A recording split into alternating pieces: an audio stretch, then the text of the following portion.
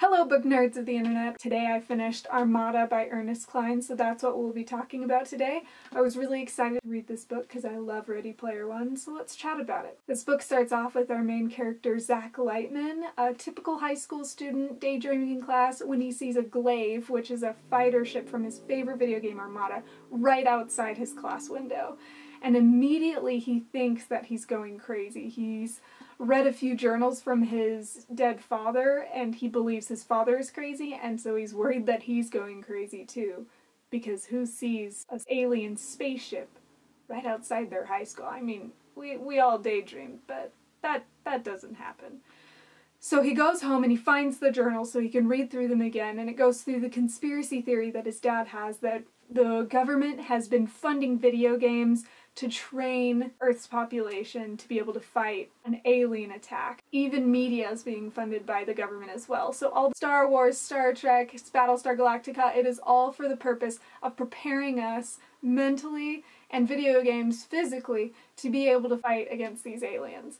So our main character, Zach Lightman, decides that he's just gonna quit Armada cold turkey. He thinks that he's going crazy. He plays it incessantly. He has for years. He's number 6 out of the thousands of people playing it. He's one of the best in the world, and he decides he can't do it. But it turns out he's gonna really need those skills because the aliens are attacking Earth, and he is gonna have to fight some buggers.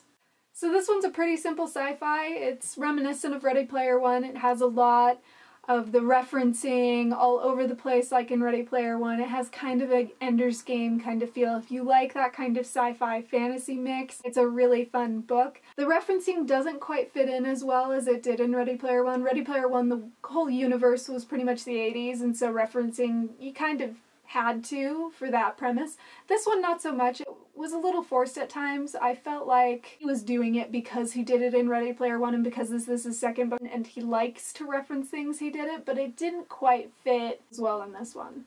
It's full of mystery and fantasy. It wasn't too hard of a read, so it could be read by all ages, which is a plus. I know if I was to read this book when I was younger, I would have eaten it up. I would have loved it. So if you want to go check it out yourself, I'll leave a link in the description to go over to Barnes & Noble. If you don't want any spoilers, exit out of this video now because I'm gonna go into them.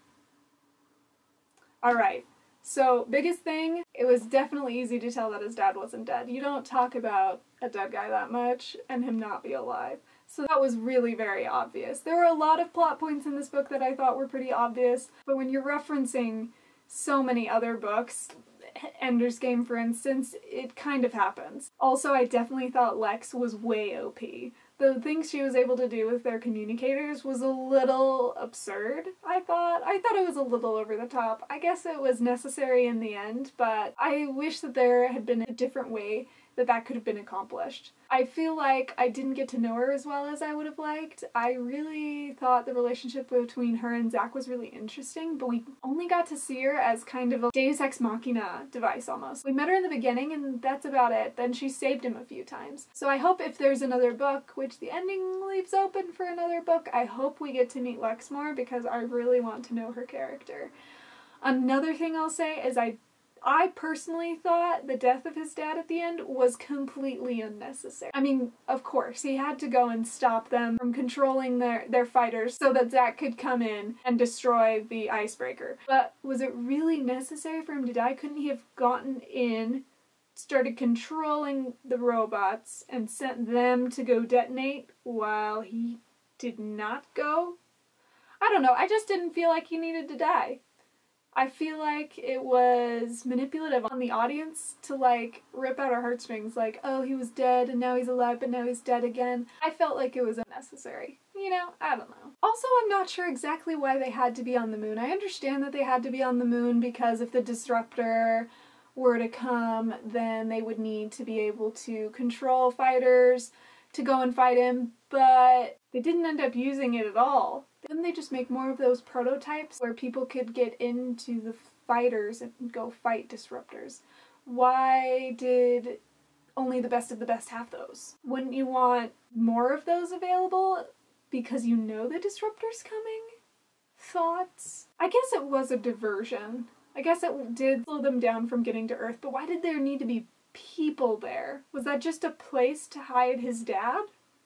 I don't know. If you've read Armada, comment below and tell me whether you think his dad should have died as well. Subscribe below, I'll be doing a tag video and a to be read video very soon, and I'd love for you guys to see what I'm reading. Thanks for watching, see you next time.